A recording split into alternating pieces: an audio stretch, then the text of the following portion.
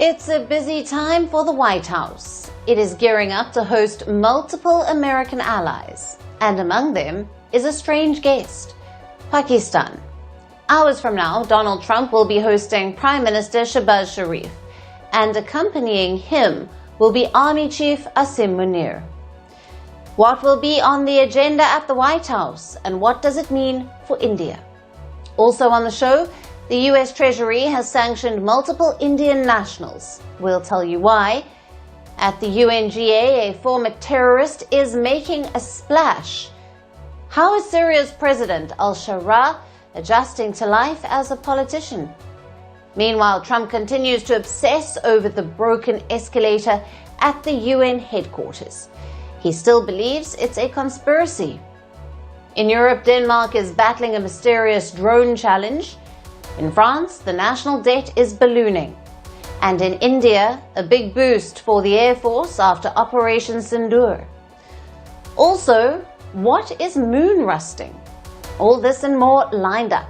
But first, the headlines. Russia will extend its petrol export ban until the end of 2025, as Ukrainian strikes on its oil refineries drive prices to an all-time high. The ban has been in effect since March. The aim is to ensure Moscow has enough fuel to meet domestic demand as Ukrainian strikes curb production. For months now, Kiev has been targeting Russian refineries as the war in Ukraine drags on. Canada's Foreign Minister Anita Anand is set to visit India next month as both countries look to reset their ties. In June, Prime Minister Narendra Modi had met his Canadian counterpart on the sidelines of the G7 summit, where both leaders had agreed to strengthen India-Canada relations. The Canadian Foreign Minister will also be visiting China during her trip. A Paris court sentences former French President Nicolas Sarkozy to 5 years in prison after finding him guilty of criminal conspiracy over accusations that the late Libyan dictator Muammar Gaddafi helped fund his victorious 2007 presidential run. Sarkozy slams the verdict, says he will sleep in prison with his head held high. Japan's International Aid Agency says it will cancel a friendship exchange program with African nations amid rumors that it would open the door to waves of migrants. The program announcement had triggered a flood of emails and calls from anxious people who believed it was a new immigration policy. And the European Union rejects a call by Apple to scrap its landmark digital competition law, dismissing the US tech giant's claims that the rules put user security at risk. Apple and the EU have repeatedly locked horns over the bloc's Digital Markets Act. Brussels says the law makes the digital sector in the 27-nation bloc fairer and more open.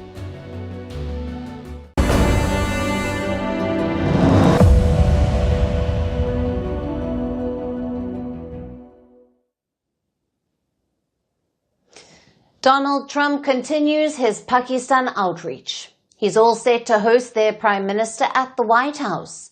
And Shehbaz Sharif won't be alone. He will be accompanied by the most powerful man in Pakistan, their Army Chief, Asim Munir. Now this is a significant move.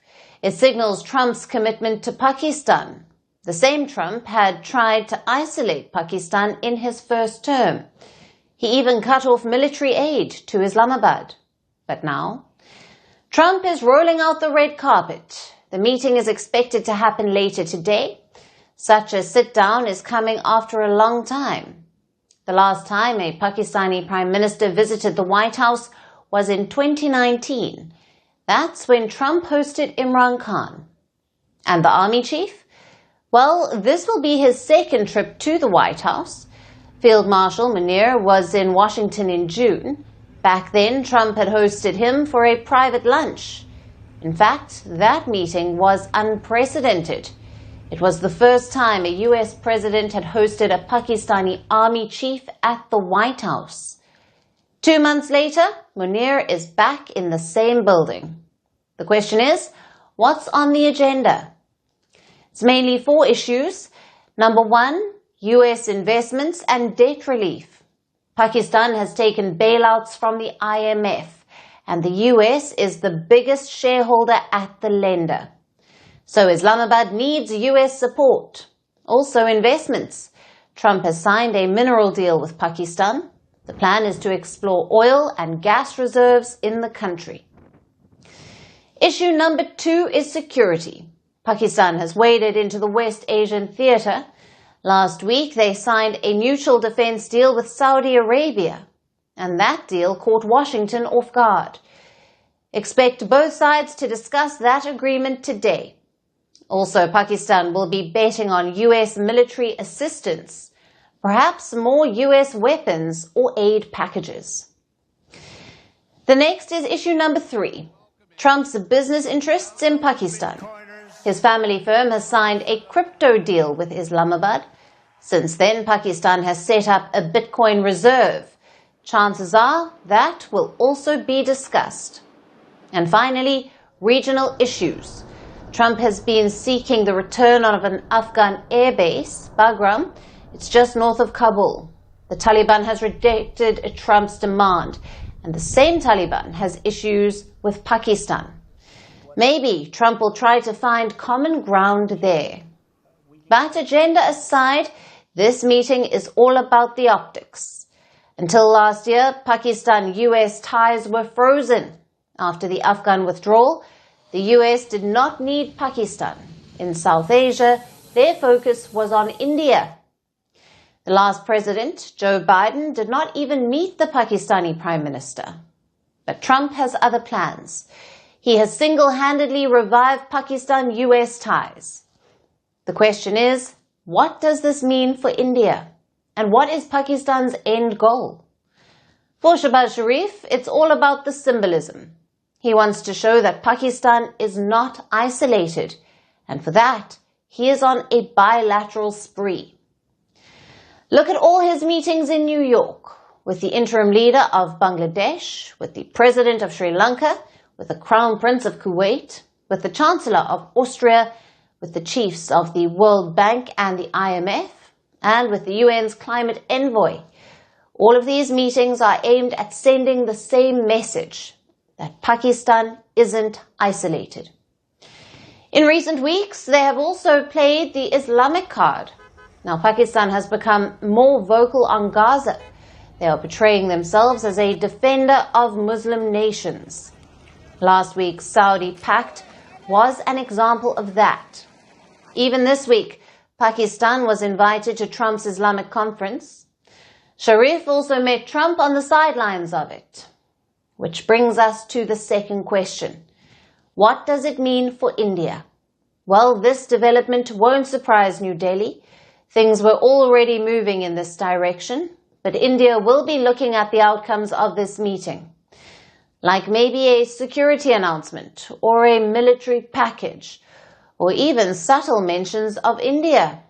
Even if there isn't a concrete outcome, this proximity will worry India. The US is a strategic partner of New Delhi, but it's cozying up with India's strategic rival.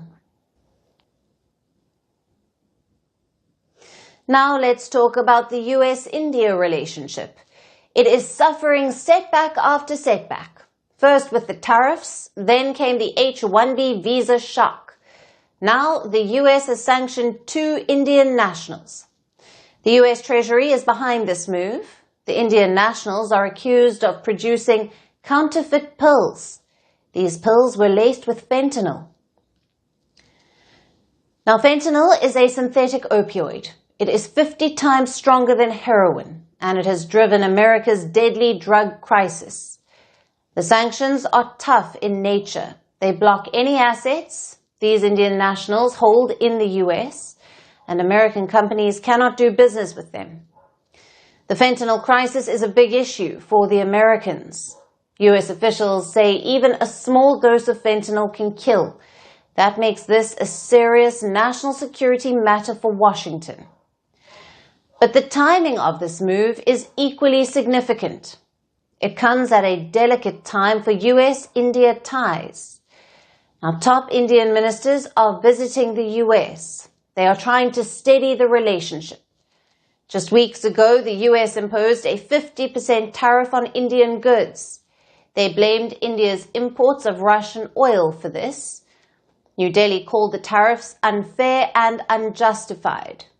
India says it needs cheap energy for its 1.4 billion people. But the Americans remain unconvinced. They are pushing India to drop Russian oil.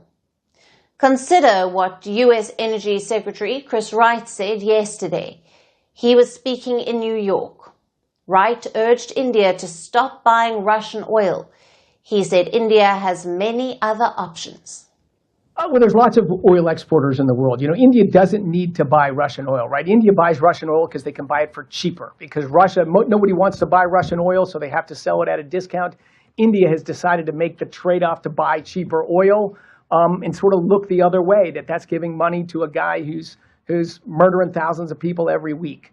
So, yeah, of course, we wish India would work with us to buy this. You can buy oil from every nation on the earth, just not Russian oil. That's our position. America has oil to sell, but so does everybody else. We don't want to punish India. We want to end the war, and we want to grow our relations with India. Wright claims America is not trying to punish India, that the Americans just want the war in Ukraine to end and use the oil supplies as leverage. But in the same breath, he ends up pitching American energy supply for India. All of this is happening while Indian ministers are in Washington. External Affairs Minister S. Jaishankar met with Secretary of State Marco Rubio and with Commerce Minister Piyush Goyal meeting U.S. Trade Representative Jameson Greer. The meetings took place on the sidelines of the UN General Assembly. The goal was to restore stability in the relationship. Jaishankar called it a discussion of current concerns. Goyal pushed to restart trade talks. Officials described the mood as constructive. So does that mean there'll be a trade deal soon? Observers are hopeful. According to them, there is hope of a deal that could happen by November, but there is also skepticism. Recent moves from Washington have rattled New Delhi. The $100,000 H-1B visa fee, the 50% tariffs, the new sanctions, and the pressure on Russian oil. President Trump, too, spoke about the same issue at the UN General Assembly. He called India and China the primary funders of the Ukraine war. China and India are the primary funders of the ongoing war by continuing to purchase Russian oil. But inexcusably, even NATO countries have not cut off much Russian energy and Russian energy products, which, as you know, I found out about 2 weeks ago, and I wasn't happy. Think of it. They're funding the war against themselves. Trump warned he could apply more pressure if India keeps buying Russian oil. He defended the H-1B visa fee as well. Trump terms it as a measure to protect American jobs. For Indian officials, these statements highlight the challenge. The talks may continue, but these signals don't spark confidence. The US and India are long-standing partners, but 2025 so far has been marked by tensions over a host of issues. Trade, energy, visas, now sanctions. India is trying to balance optimism with realism. The message is that dialogue will continue, but the hurdles are not going away. India's leaders, both in Washington and in New Delhi, wish to stabilize the relationship. There is hope for a reset, but the road ahead looks challenging. It started as a routine appearance at the UN General Assembly. Donald Trump was at the UN headquarters, ready to give the first UNGA speech of his second term. But it wasn't just business as usual. Trump is calling a case of triple sabotage, an escalator that suddenly stopped, a teleprompter that went dark, and an audio system that supposedly left world leaders straining to hear him. The US president demands an investigation, and the United Nations has only one explanation. Sometimes machines just break down. Our next report tells you about this escalating conflict. Picture this. Trump and Melania step onto an escalator at UN headquarters in New York. Instead of a smooth glide to the next floor, the thing lurches to a stop. Trump later described it as a near-death experience. He claimed only his grip on the handrail saved him from a face-first tumble onto the sharp edges of steel steps. For most, an escalator hiccup is just a New York City Tuesday. For Trump, it was evidence of sinister forces at work. He took to Truth Social, declaring, "This was absolutely sabotage." To bolster his case, he pointed to a British newspaper report that UN staffers had joked about shutting down escalators for his arrival. All I got from the United Nations was an escalator that on the way up stopped right in the middle. If the First Lady wasn't in great shape, she would have fallen. But she's in great shape. We're both in good shape. We both stood. The UN's explanation was far less dramatic. Apparently, a videographer filming Trump backwards up the escalator may have accidentally triggered the safety mechanism. In other words, there was no international conspiracy. But it did not stop there. Once Trump finally made it to the podium, he faced his second nemesis of the day, a dark teleprompter. For a man who likes his speeches big and his gestures bigger, this was a huge deal. Trump said that the operator was in big trouble. I can only say that whoever's operating this teleprompter is in big trouble. Here's where things get murky. The UN says the teleprompter belonged to the US delegation, which means the White House was responsible for running it. The White House insists it was UN equipment. Either way, the prompter eventually flickered back to life. But not before Trump had already decided that this too was part of a sabotage plot. I don't mind making the speech without a teleprompter, because the teleprompter is not working. I feel very happy to be up here with you nevertheless, and that way you speak more from the heart. I can only say that whoever's operating this teleprompter is in big trouble. And then came grievance number 3, the sound system. According to Trump, world leaders couldn't hear a word he was saying unless they used interpreter earpieces. In his words, the sound was completely off. The UN's reply? That's how the system is supposed to work. Delegates listen through headsets, which feed them simultaneous translations in 6 different languages. To Trump, this was not a design feature. It was yet another weapon in the arsenal of his foes. This whole saga may sound absurd, but it fits neatly into Trump's long-running feud with the United Nations. He has dismissed it as weak, wasteful, and hostile to American interests. The triple sabotage story gives him a fresh example to hold up before his supporters. A physical symbol of an institution he sees as literally breaking down under his weight. And let's be honest, the imagery is powerful. Trump versus the escalator is almost poetic. In 2015, he launched his presidential campaign by dramatically descending one at Trump Tower. 10 years later, at the UN, an escalator stopped him in his tracks. So where does this escalating conflict go from here? For now, investigations are underway. The US ambassador has demanded answers. The UN says it will cooperate. But if there's one thing we have learned about Donald Trump, it's this: he can turn even a moving staircase into a battlefield.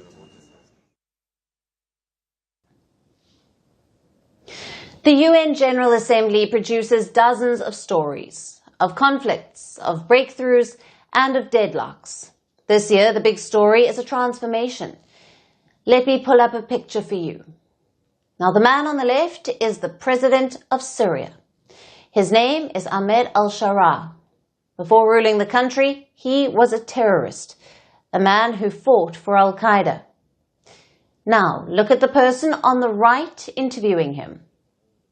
Now, that's David Petraeus. He is one of the most celebrated US generals, also the commander who captured and jailed al-Sharaa. Just imagine that. The hunter and the hunted together. Both men acknowledged the weird dynamic. We were on different sides when I was commanding the surge in Iraq.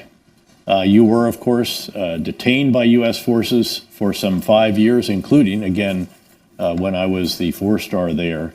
And here you are now as the president of Syria, which your forces liberated from the murderous Bashar al-Assad regime. At a time when we were in combat, and then we now move to the discourse. We went from war to discourse. Someone who went through war is one who knows most the importance of peace. We cannot judge the past based on the rules of today, and cannot judge today based on the rules of the past. Now that conversation happened on Tuesday. It was part of a historic week for al-Shara and for Syria. He is in New York for the UN General Assembly. It's the first time a Syrian president is visiting since 1967. So, the first address in almost 6 decades. But we'll come to that later. First, let's look at the change in fortunes. Until last year, al-Shara was a designated terrorist. The US had imposed a $10 million bounty on him. If he visited the US this time last year, he would have been arrested on the spot. But in December of 2024, he led a lightning offensive. He toppled the Bashar al-Assad regime in Damascus. So now, he was welcomed with a red carpet. Al-Shara met with a slew of top US officials. He also held talks with Secretary of State Marco Rubio. Then on Tuesday came this discussion, a think tank discussion with the general who arrested him. As expected, the focus was on the transformation. Can the world trust a former terrorist? Can he stabilize Syria? Can he work with regional players? Al-Shara tried to address these concerns. He promised to build an inclusive Syria. He also pledged to make progress with his rival neighbor, Israel. We have made it clear that we will never accept the division of Syria in factions, because this would lead to trouble and risk against neighboring countries, such as Iraq. We have to seize the opportunity in order to reorganize Syria, because this will benefit everybody, all factions, including the Kurds. I believe that we have reached advanced stages, and I hope that that will lead us to an agreement that will keep the sovereignty of Syria and also resolve some of the security fears for Israel. Al-Shara faces a host of challenges, like sectarian violence at home, constant attacks from Israel, covert actions of Iran-backed groups, and Western sanctions. So in New York, Al-Shara had 2 main missions. The first is to rebrand himself, shift from a radical image to that of a statesman. He is certainly dressing for the part. Al-Shara donned a suit and tie throughout his trip, and he also appeared at ease with other world leaders. And this is crucial. Al-Shara must convince the world community that he is capable, that he can be trusted to stabilize Syria.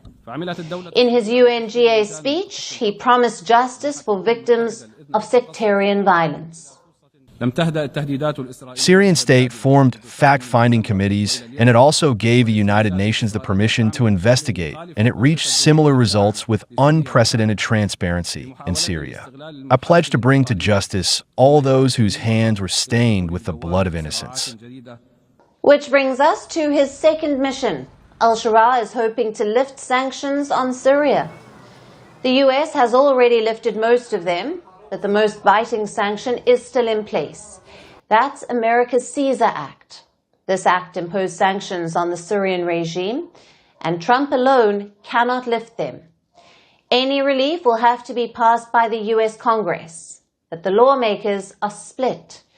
Yesterday, Al-Shara appealed to them at the UNGA.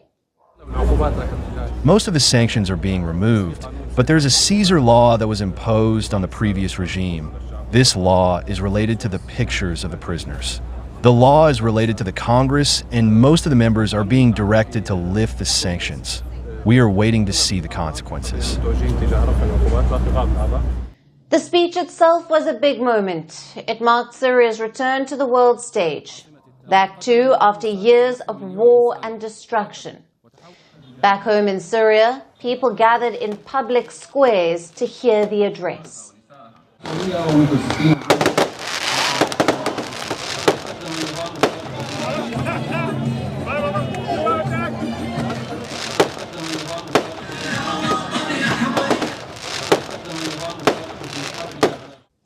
So al-Shara dressed for the part.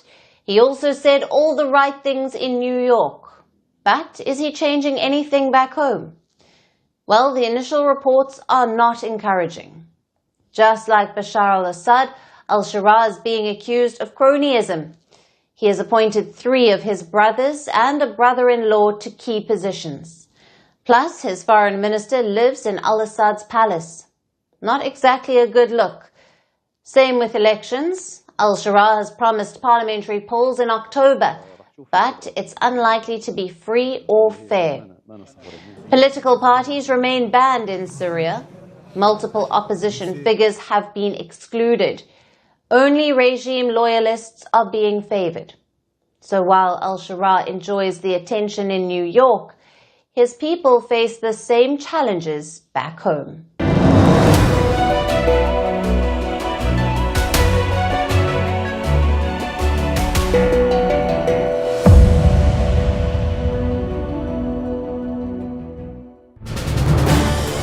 This is News 18 Network.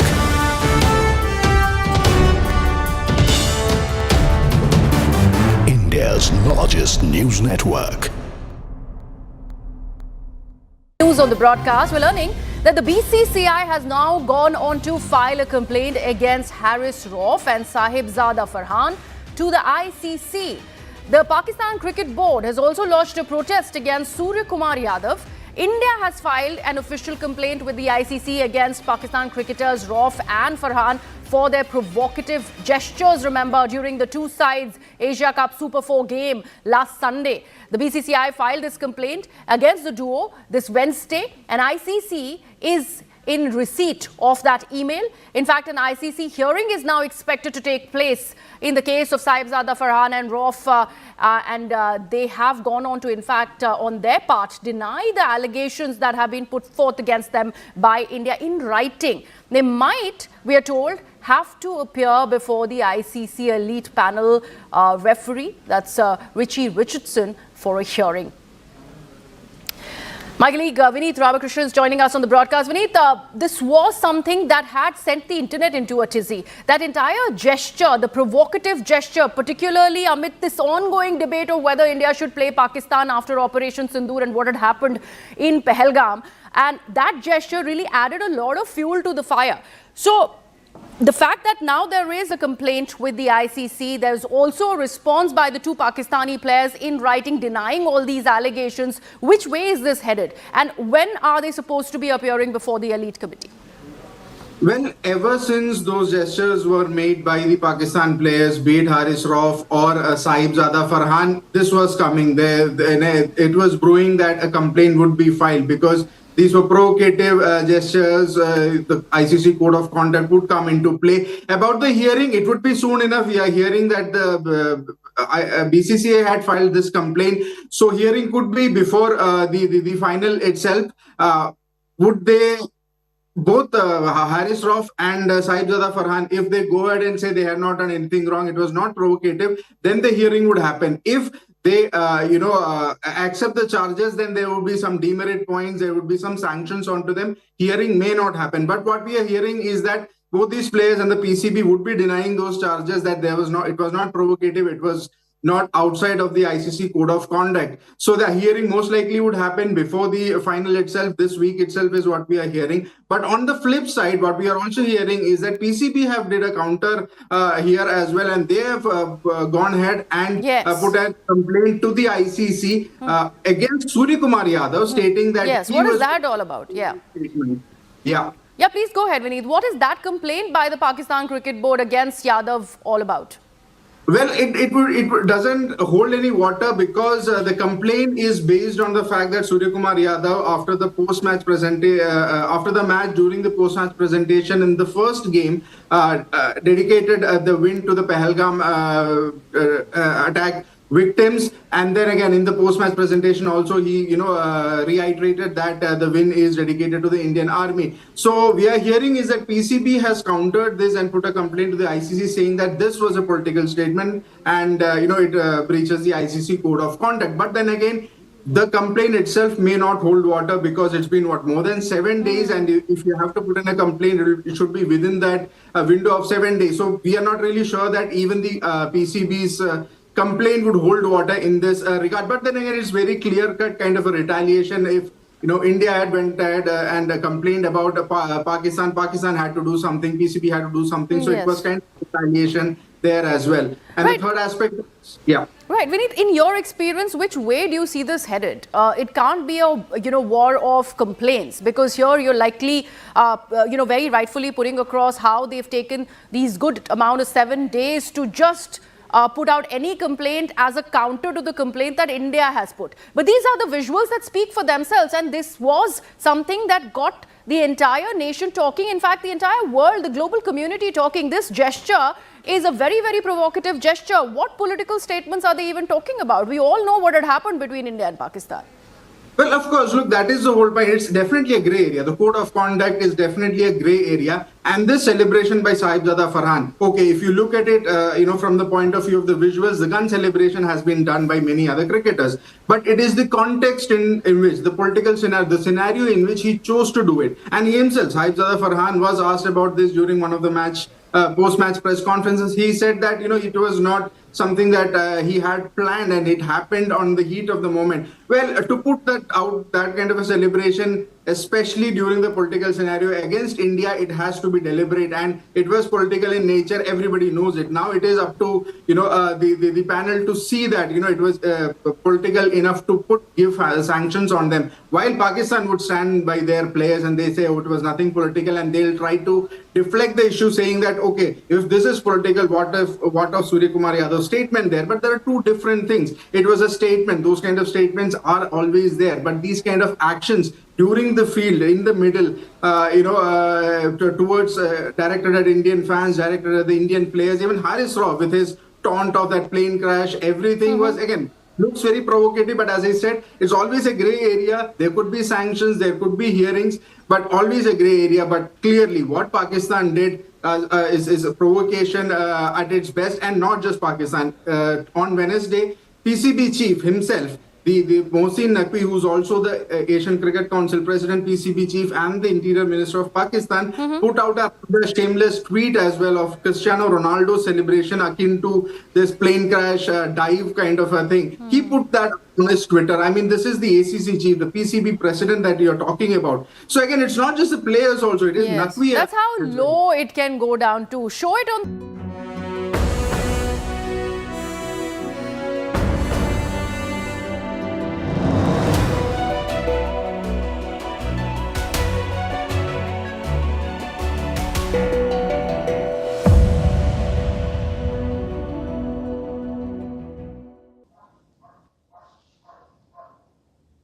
There are many ways that presidents put their stamp on the White House. Some plant trees in the Rose Garden, some change the Oval Office. And well, some decide their predecessor doesn't deserve a portrait at all. I'm talking about Donald Trump.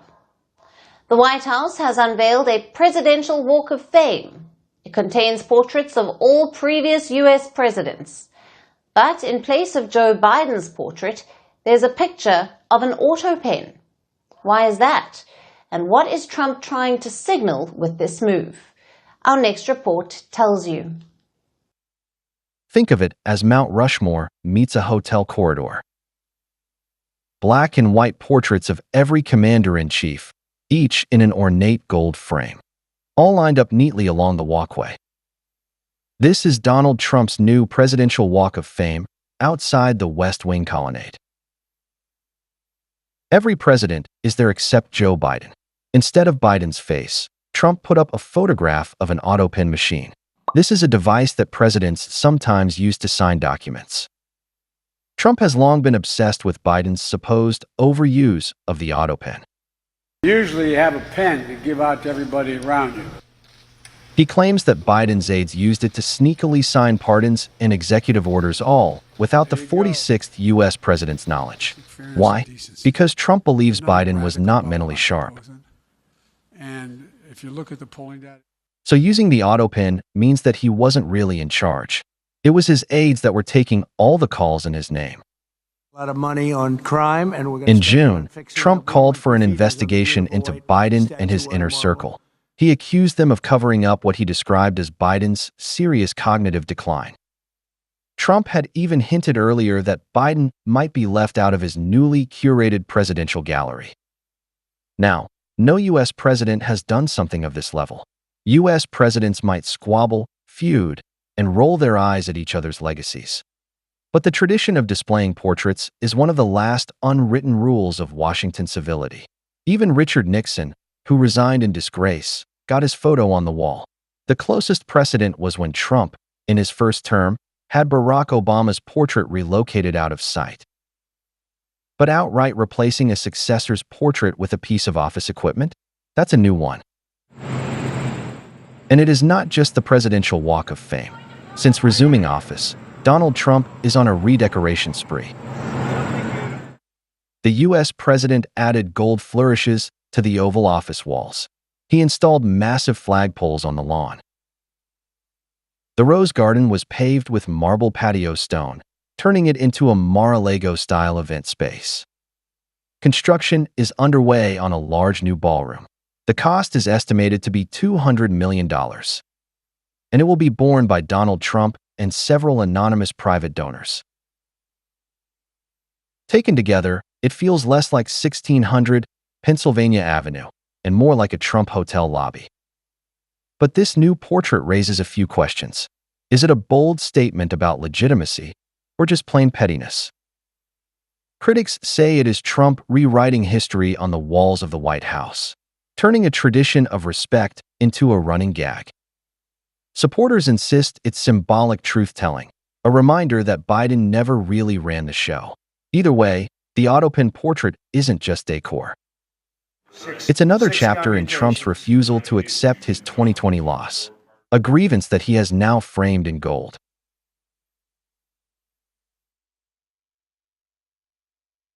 Now let's talk about Denmark. It is facing a drone crisis. Airports were forced to shut down and passengers were stranded. Overnight, drones were spotted at multiple airports in Denmark. Aalborg Airport was closed for hours. This airport is used for both commercial and military flights. The Billund Airport was also shut. It is Denmark's second largest airport. Drones were seen near bases that host fighter jets. Denmark has called this a hybrid attack. And without drawing any conclusions regarding the evening and night events in Denmark, we can state that sabotage and cyber attacks and other forms of hybrid attacks have become an all-too-recurring part of European reality. The purpose is to stress test borders and create fear and uncertainty among the population and decision-makers. And we must also state that the threat from hybrid attacks is something that is here to stay, and it is developing rapidly. Earlier this week, the Copenhagen airport had to be closed. Denmark's Prime Minister has issued a statement.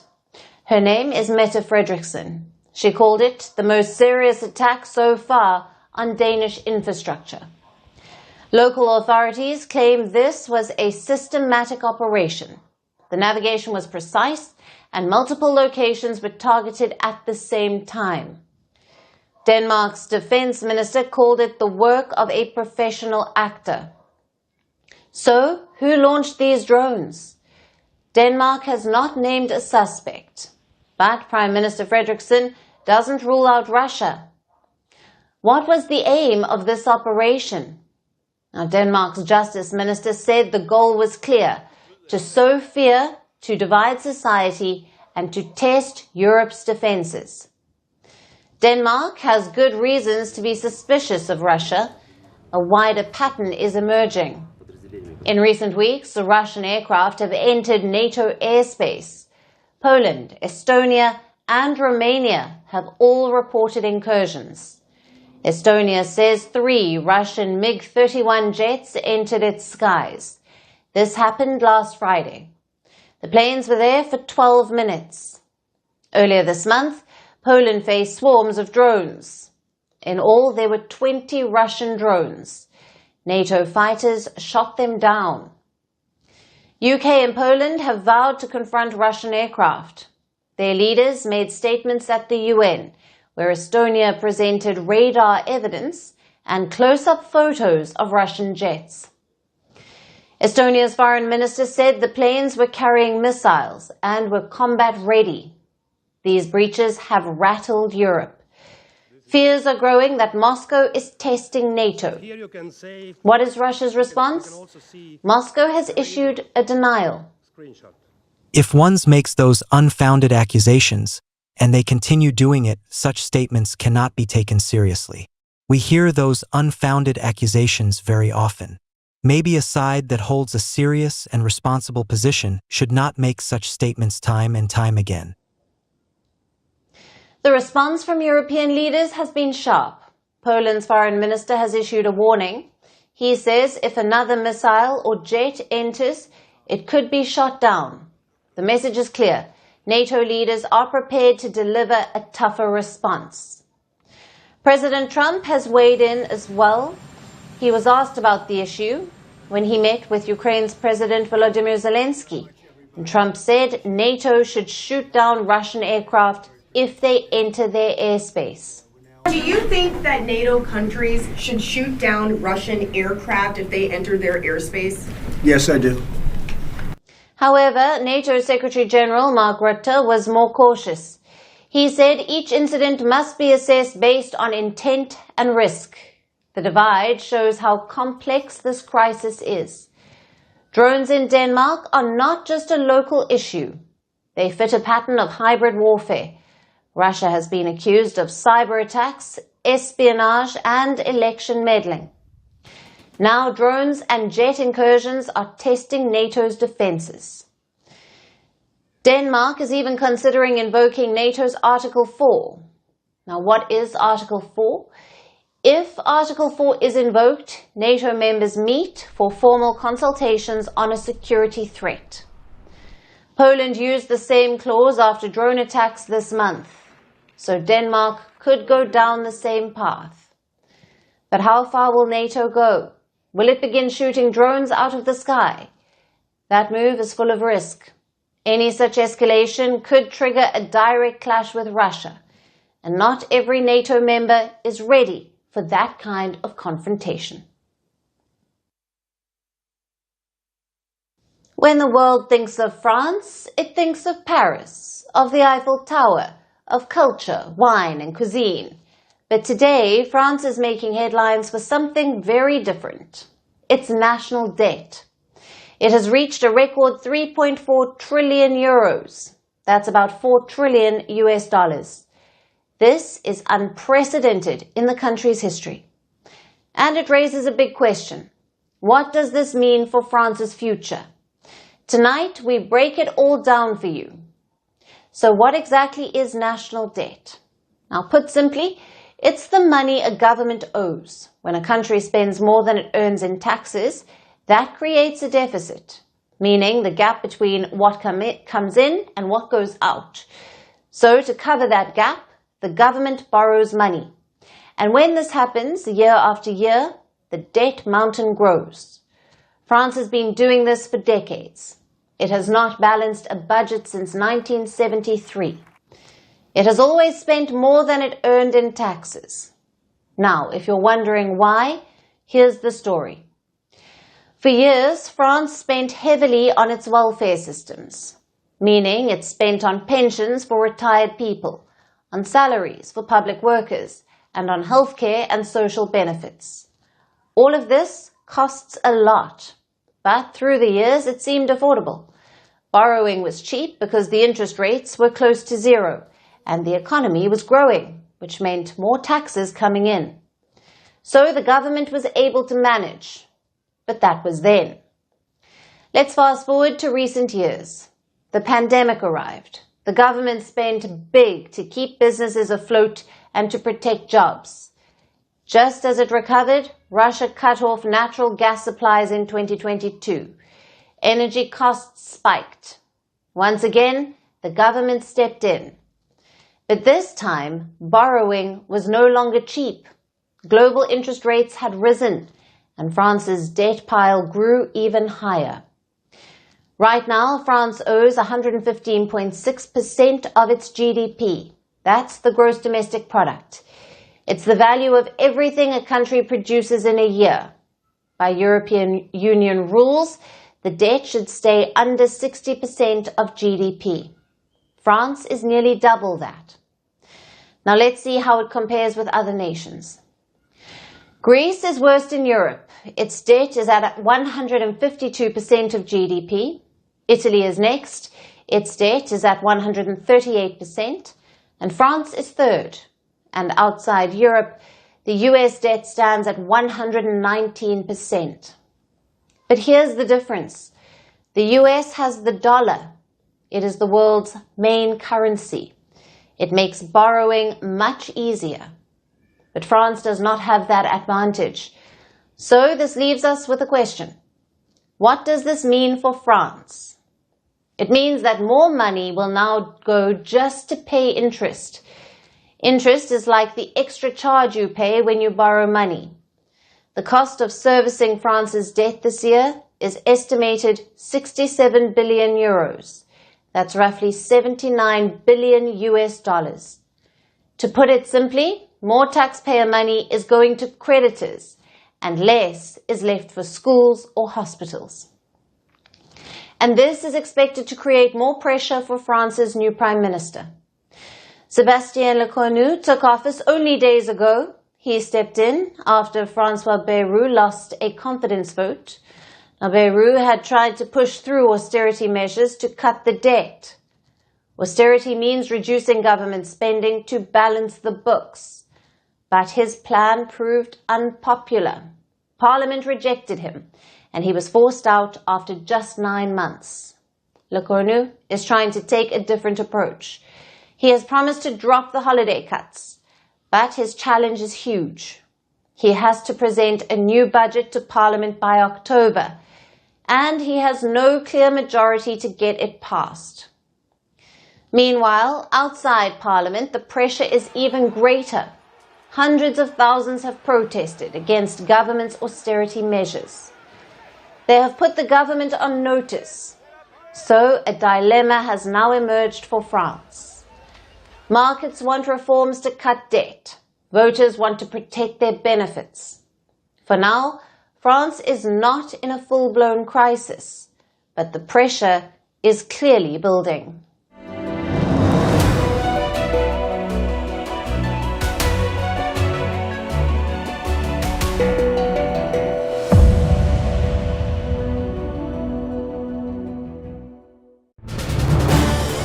This is News 18 Network.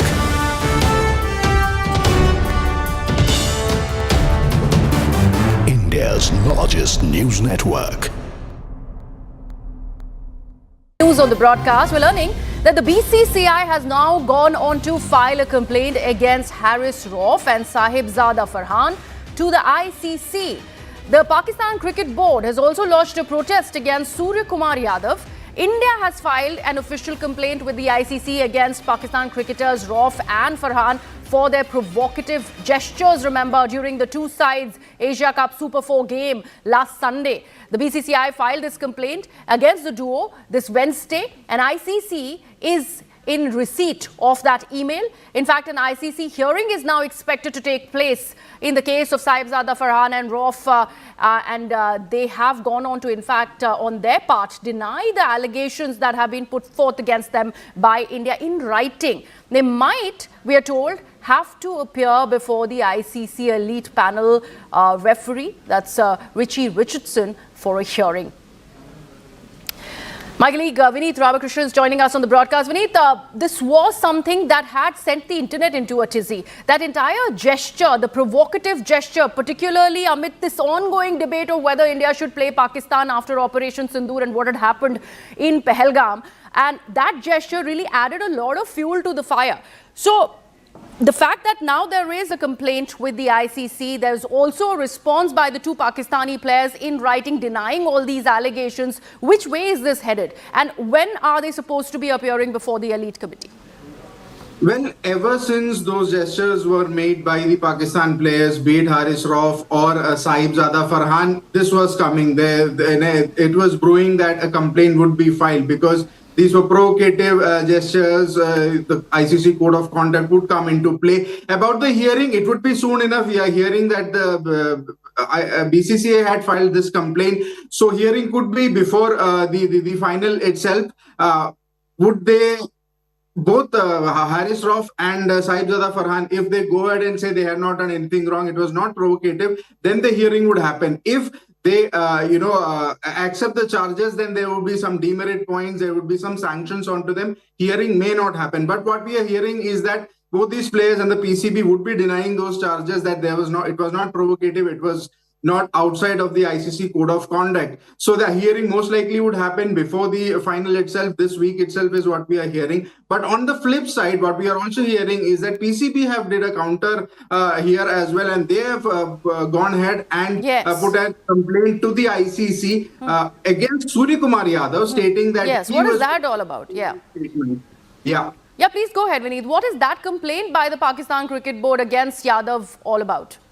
Well, it doesn't hold any water because the complaint is based on the fact that Surya Kumar Yadav, after the post-match during the post-match presentation in the first game, dedicated the win to the Pahalgam attack victims, and then again in the post-match presentation also he reiterated that the win is dedicated to the Indian Army. So we are hearing is that PCB has countered this and put a complaint to the ICC saying that this was a political statement and it breaches the ICC Code of Conduct. But then again, the complaint itself may not hold water because it's been more than 7 days, and if you have to put in a complaint, it should be within that window of 7 days. So we are not really sure that even the PCB's complaint would hold water in this regard. But then again, it's very clear-cut kind of a retaliation. If India had went ahead and complained about Pakistan had to do something, PCB had to do something. So it was kind of retaliation there as well. And the third aspect,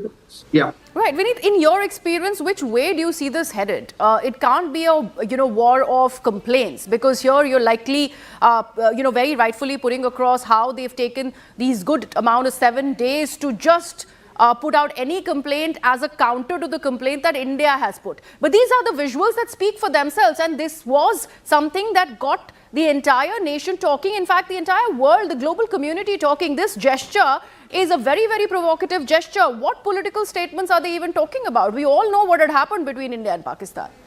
Well, of course, look, that is the whole point. It's definitely a grey area. The Code of Conduct is definitely a grey area. And this celebration by Sahibzada Farhan, okay, if you look at it, from the point of view of the visuals, the gun celebration has been done by many other cricketers. But it is the context in which, the political scenario, the scenario in which he chose to do it. And he himself, Sahibzada Farhan, was asked about this during one of the post-match press conferences. He said that, it was not something that he had planned, and it happened on the heat of the moment. Well, to put that out, that kind of a celebration, especially during the political scenario against India, it has to be deliberate, and it was political in nature. Everybody knows it. Now it is up to the panel to see that it was political enough to give sanctions on them. While Pakistan would stand by their players and they say, it was nothing political, and they'll try to deflect the issue, saying that, okay, if this is political, what of Surya Kumar Yadav's statement there? But there are two different things. It was a statement. Those kind of statements are always there, but these kind of actions